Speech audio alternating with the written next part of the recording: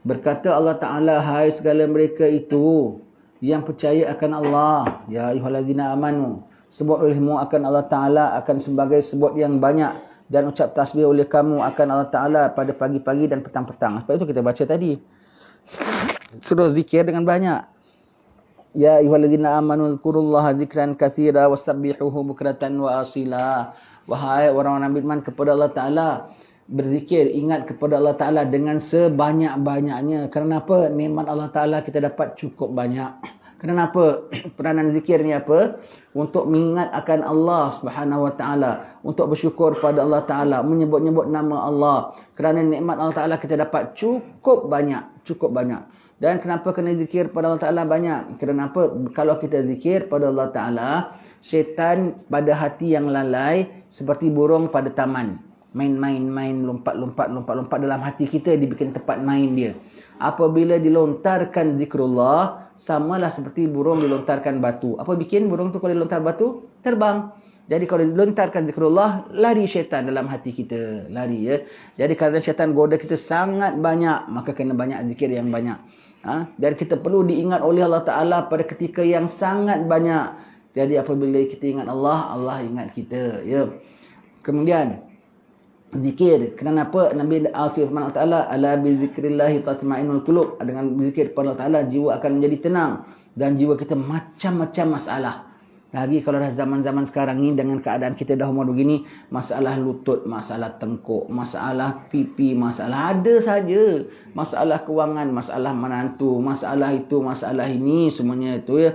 Semuanya. Jadi nak menenangkan jiwa kita dan fikiran kita dengan banyak zikir. Dengan banyak zikir kepada Allah Subhanahu Wa Ta'ala.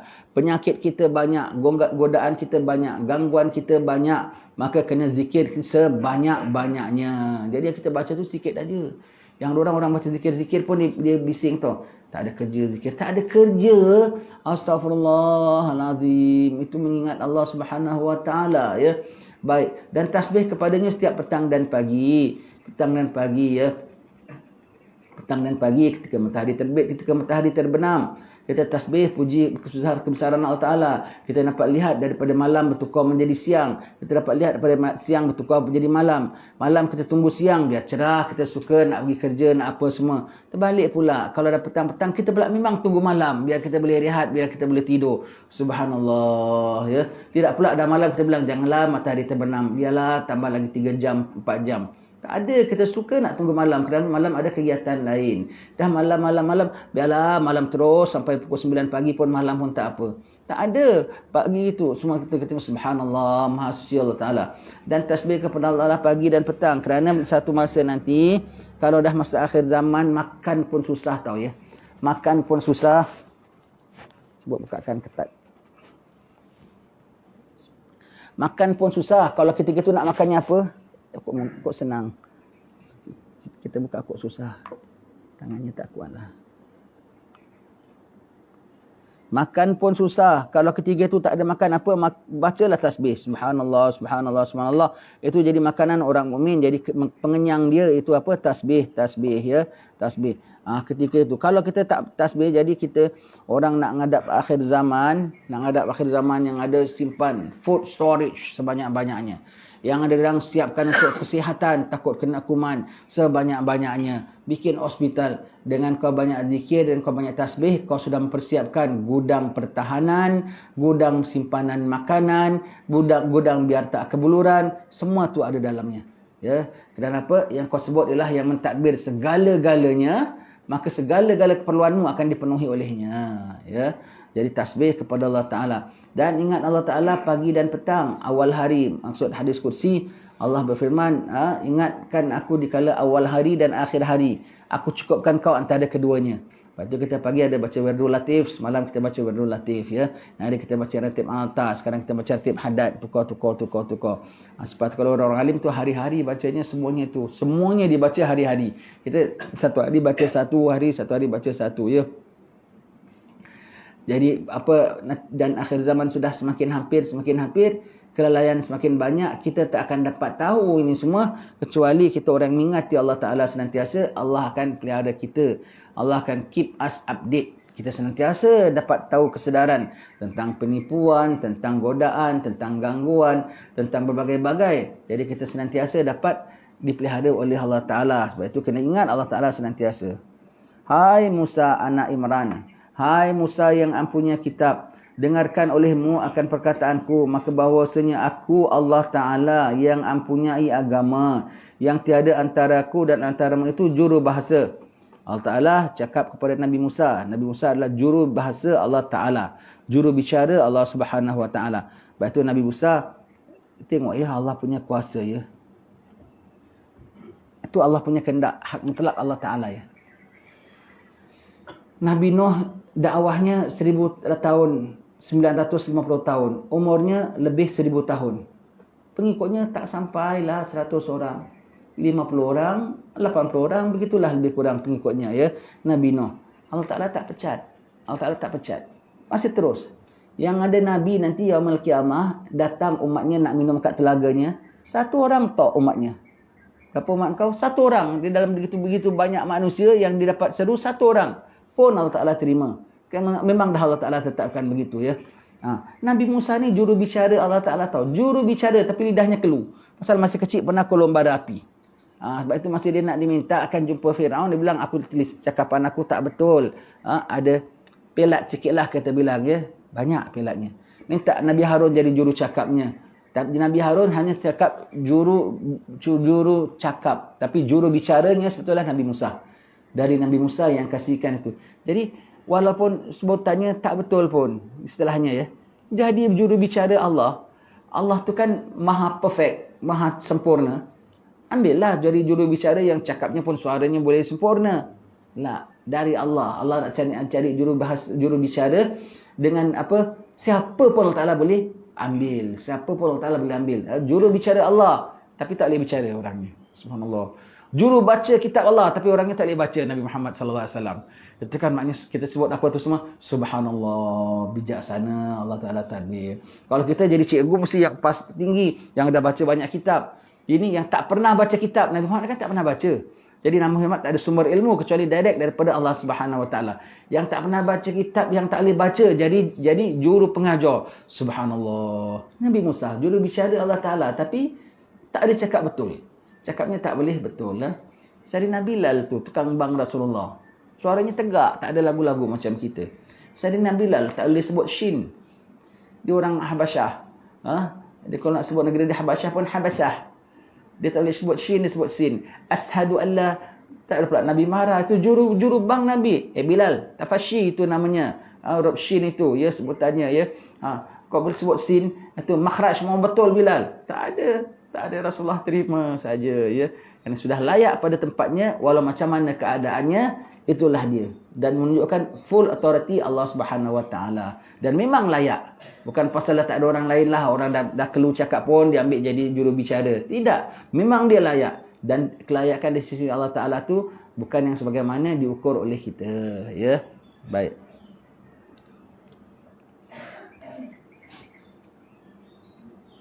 Khabarkan olehmu orang yang makan riba itu dengan marah daripada Tuhan yang bernama Ar-Rahman. Dan dengan berganda-ganda azab neraka. Na'udzubillah. Orang makan riba ya. Baik itu ya. Kita baca kitab Imam Haddad Nasihat Agama Wasiat Iman ya.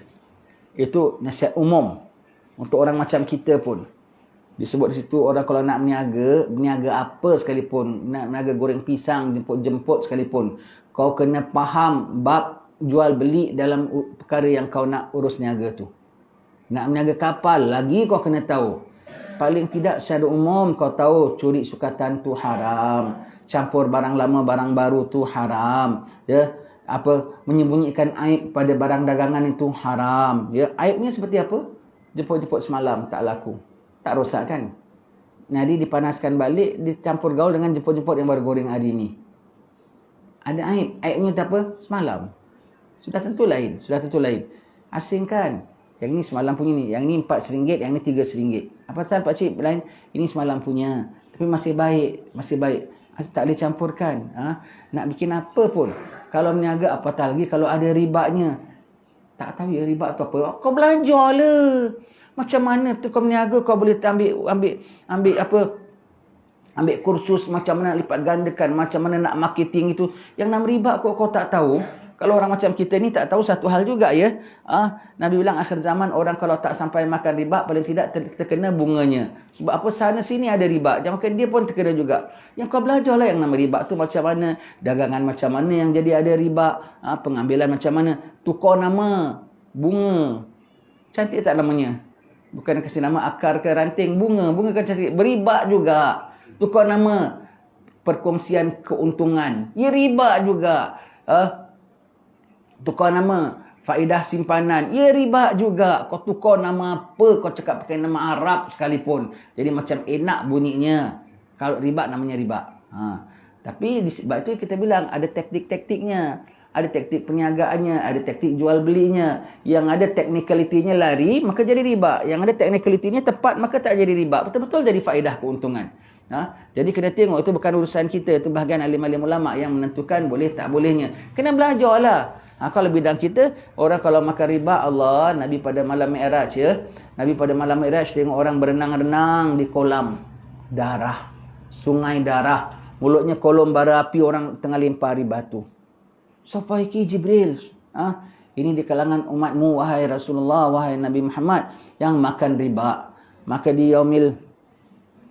atas ketika Mi'raj, Nabi nampak orang makan riba tu sedang digelandang oleh malaikat. Perutnya sebesar rumah. Allah, yelah, makannya banyak ya, nak untungnya banyak, semuanya begitu.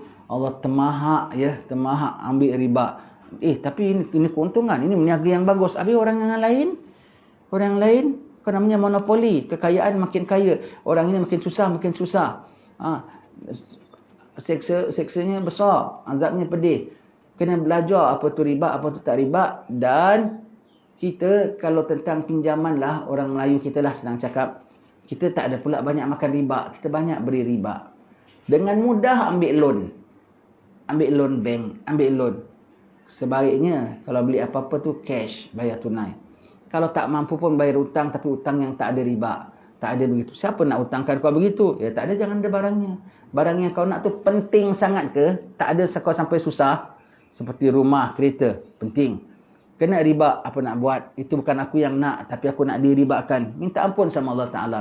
Ya Allah, aku dikenakan bayaran riba, Ya Allah. Maka yang aku keluarkannya riba, Ya Allah. Aku minta ampun, Ya Allah. Berdosa aku, Ya Allah. Kena minta ampun sebab kita dah buat satu transaksi yang tak dibenarkan oleh Allah Subhanahu Wa Ta'ala. Jangan gampangan. Sikit-sikit sign loan. Kalau bendanya tak perlu pulanya. Kereta dah besar, setakat nak membesarkan lagi.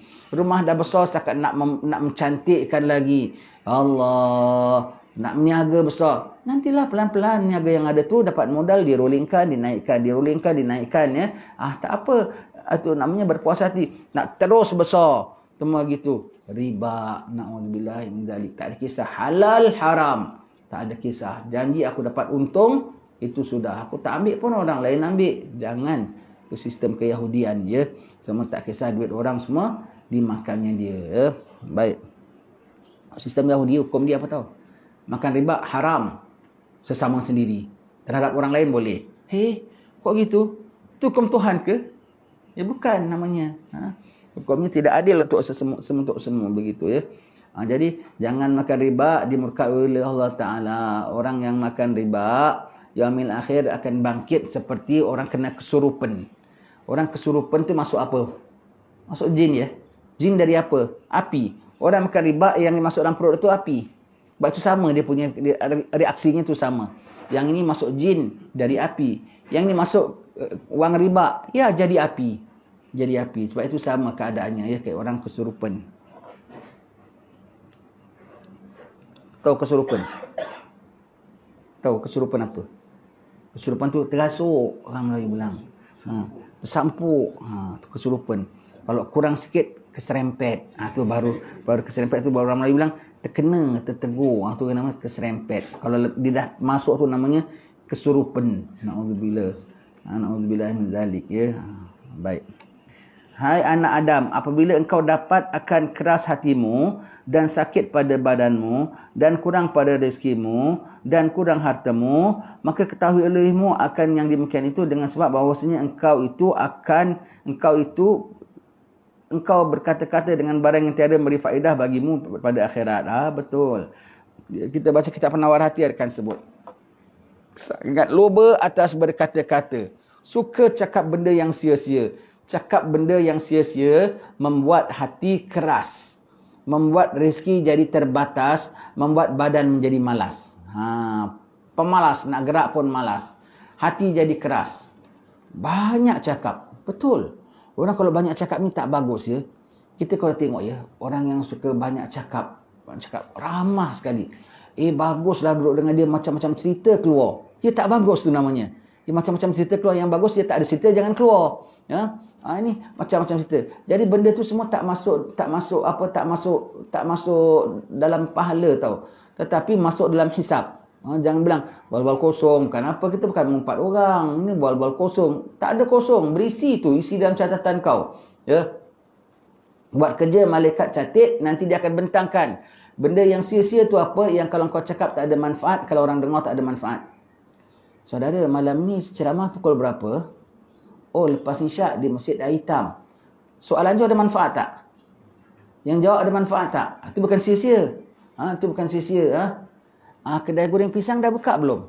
Itu pun ada manfaat juga. Apatah lagi kalau kau syarah apa semua. Tak ada manfaat. Tadi anda nampak tupai panjat pokok. Ada kucing masuk bawah kereta. Aku tak cakap orang tu jadi bodoh tak? Jadi rugi informasi tak? Tak ada. Dan aku cakap ni dapat manfaat tak? Tak ada. Itu nama sia-sia. Saya pergi Melaka. Rumahnya cantik. Bumbungnya semua bumbung Melaka gitu. Tinggi-tinggi. Orangnya suka makan cincaluk. Ada manfaat tak? Ada manfaat kan? Itu saya kira bal-bal biasa kita tahu. Semua dimaksud dalam kitab. Kalau orang suka cakap yang bukan yang tidak ada manfaat, cerita itu, cerita ini, lagi cerita paling cerita tak ada manfaat apa? Argentina masuk final. Brazil skor 2-0. Itu ada manfaat tak? 10 sen pun dia tak kasih kau kalau menang. Tak ada manfaat. Itu paling tak ada manfaat. Itu paling tak ada manfaat. Harga sawit naik. Ada kena-mengena juga. Kalau yang ada sawit. Yang tak ada sawit, kau ambil kisah tu tak ada kena-mengena kau. Honda ada model baru. Semua tak ada kena-mengena dengan kau semuanya tu. Yang orang suka minat kan? Suka begitu semua tu. Semua tu tak ada kena-mengena dengan kita. Banyak diam saja. Banyak cakap, hati menjadi keras. Badan jadi malas. Rezeki jadi terbatas. Betul ya. Jadi kalau kita tengok orang yang banyak cakap, banyak cakap ya. Hati-hati tau. Orang yang banyak cakap, banyak guyon. Kita tengok kan orang-orang gini hidupnya macam senang tau. Kalau yang pendiam kan nampak macam serius. Kita nak tegur dia pun takut. Yang ini kau tegur, dia boleh terima. Tapi yang banyak cakap, suka bual, apalagi yang suka banyak ketawa, macam relax gitu-gitu ya. Kita tengok kan macam, dia ni orangnya biasa ya. Cuma kau tegur, tak susah nak terima orang gini. Hatinya keras. Hatinya keras. Ya. Banyak cakap. Imam Ghazali bilang, cuba sekali-sekali apa yang kau cakap tu, dalam berapa jam kau catat. Apa kau cakap. Kemudian kau analisa.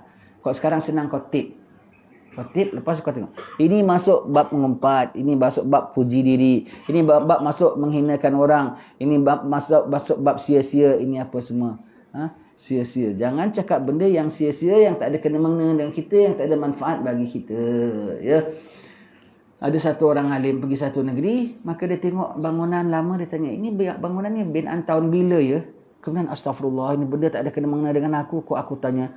Dia tobat dan kafara untuk sekian lama. Kerana apa? Sudah betul-betul cakap benda yang sia-sia. Setakat itu saja. Setakat itu saja ya. Kalau dia pakar sejarah ke, pakar binaan ke, satu hal juga dia tanya. Tak ada kena-mengena. Tengok, ini bangunan binaan tahun bila ya? Ini Madrasah Kainur. Kainur siapa ya? Nak tahu tak apa juga. Nak tengok cerita orang alim. Nak tengok cerita kiai ya. Ini masa Kainur bikin ni tapaknya ni apa, tanahnya ni dibeli tanah gadai ke, pinjam ke? Itu tak ada kena-mengena dengan kau. Allah, tak ada kena-mengena dengan kau semua tu. Dah kira apa? Sia-sia. Apa saja yang sia-sia tu, yang orang kita cakap tu tak ada informasi bagi orang, tak ada tambah pengetahuan. Yang dia dengar tak jadi untung, yang dia tak dengar tak jadi rugi. Ya. Itu cakapan, jangan cakap. Badan jadi malas. Contohlah ya. Orang bawa teksi ya. Berhenti break saja dengan kawannya. Breaknya kok sampai 2 jam. Bual-bualnya, cakapnya, begitu. Ya rezeki jadi terbatas tak? Jadi terbatas. Badannya jadi suka nak bergerak tak? Jadi malas. Hatinya dia apa? Keras. Dia tak ingat dalam 2 jam tu kalau dia ronda cari dapat apa penumpang, dapat juga sesen 2 sen untuk rezeki anak dia. Apa hari tu? Tahan dia bual, apa manfaat? Kau tengok orang suka bual. Khususnya kalau dah bayar-bayar kita ya. Teh ngopi tu boleh tapi jangan senantiasa ya.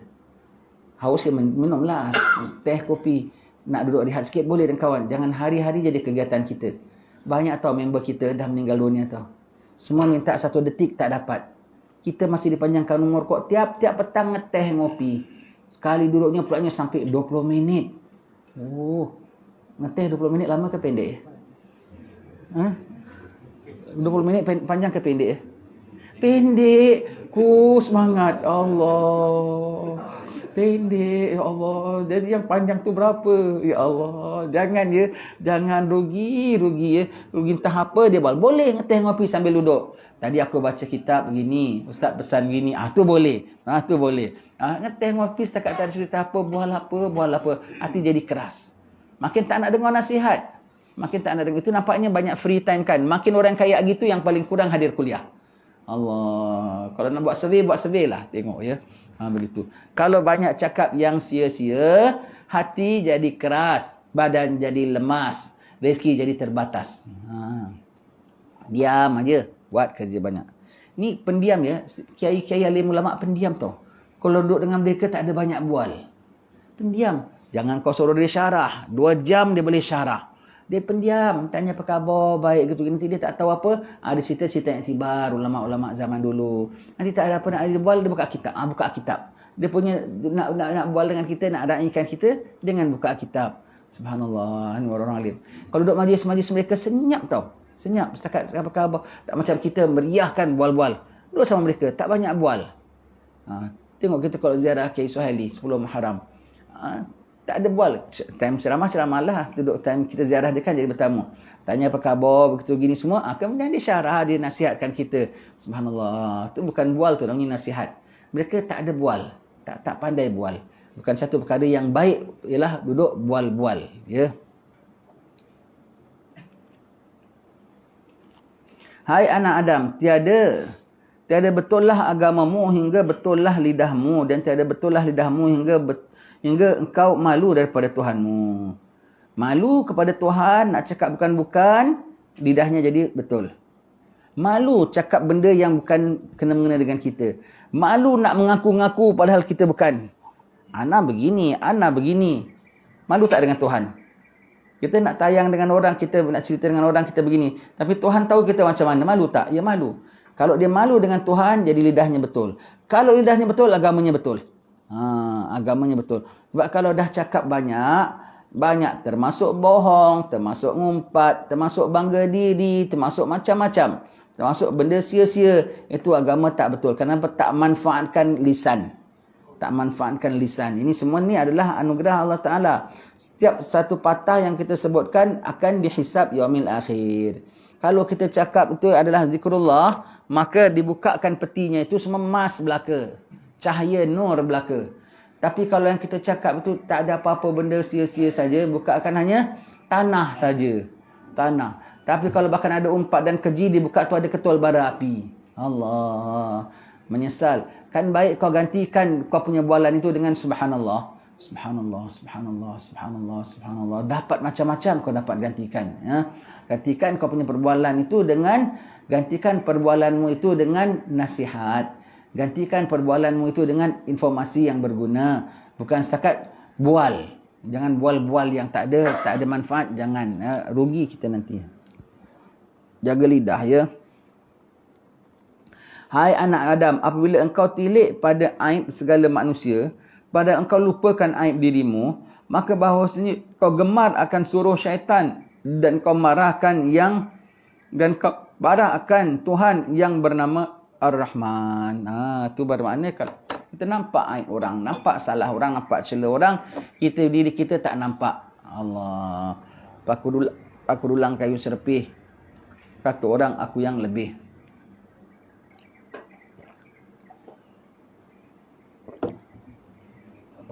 Tak sedar. Kita nampak aib orang.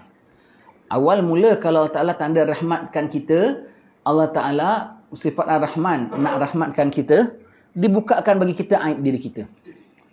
Jadi kita orang jadi yang senantiasa romongso tentang diri kita. Dosa kita banyak, lalai kita banyak, takut pada Allah Subhanahu Wa Ta'ala. Romongso apa romongso? Sedar diri. Jadi orang yang senantiasa romongso terhadap diri kita sendiri, ya. Minta ampun pada Allah Ta'ala. Itu tanda rahmat Allah Ta'ala. Jangan kita sangka orang jadi wali-wali ni, dia tengok muka orang, dia boleh nampak apa-apa. Wah, kenapa anda buat begini? Kenapa anda buat begini? Kecuali Allah dah berikan dia dapat tengok diri dia sendiri. Nampak tengok aib diri dia, nampak tengok jahat diri dia.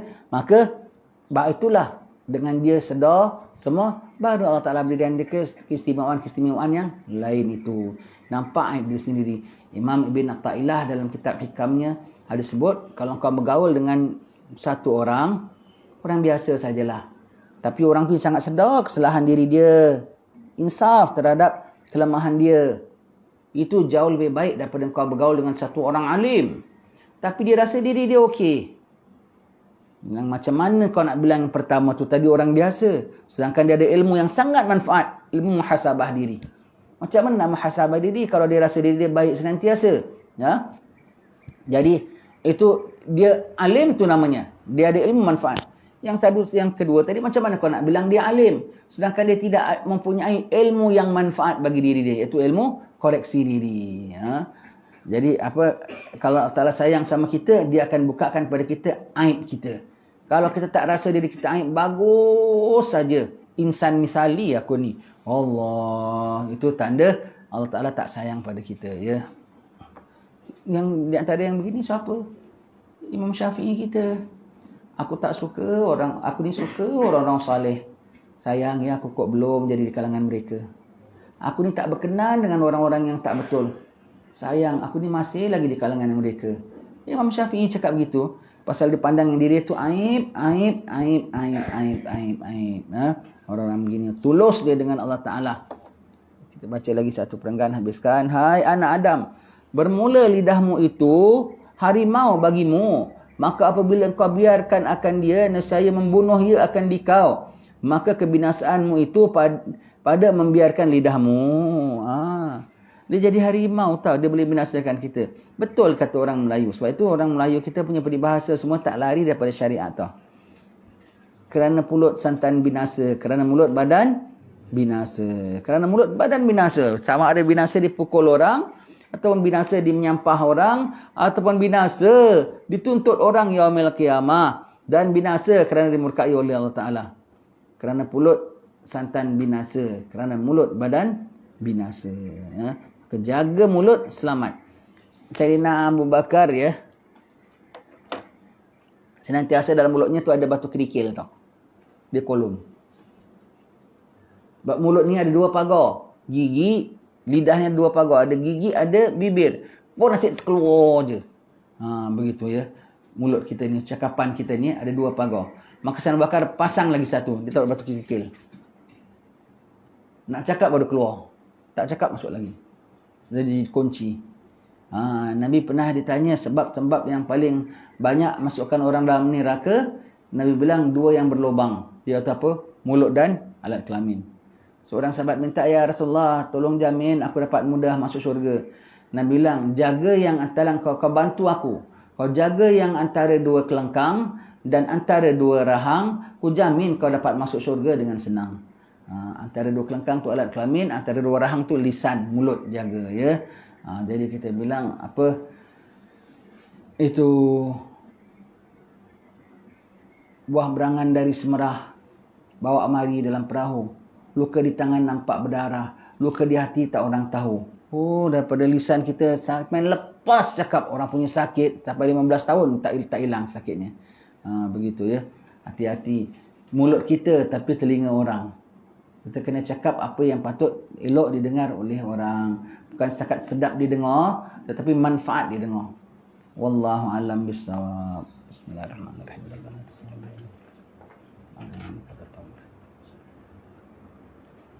Wa akhiru da'wahum alhamdulillahi rabbil alamin.